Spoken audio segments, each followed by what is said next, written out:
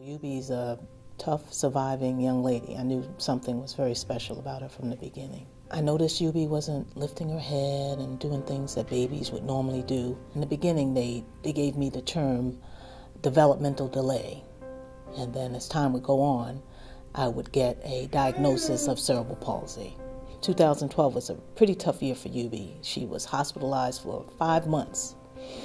And to be hospitalized from January to May was long. And I saw some depression kind of sitting in. And I wanted things to change for her. She had surgery, you name it. It was just a really tough year for my family. So one day, while I was out, taking a little mini mommy break, Eubie was home with the nurse. I drove by the Goodwill and I saw a big sign, blue and white letters, medical supplies. I said, I'm going in there, see what I can find. And so when I came in, I could not believe it was a power wheelchair just sitting there, brand new practically. And it had head controls, everything that Eubie would need.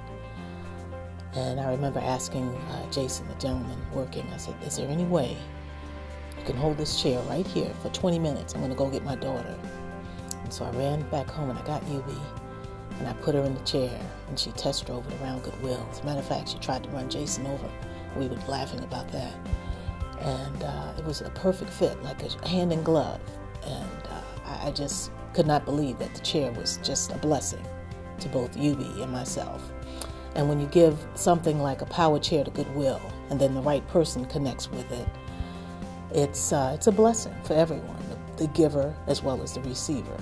So when you give to Goodwill, I say you give someone the gift of inspiration, because after such a long hospital stay and surgery and pain, to have a gift of a power chair given to you, it gives you the inspiration to drive and to move forward with your life.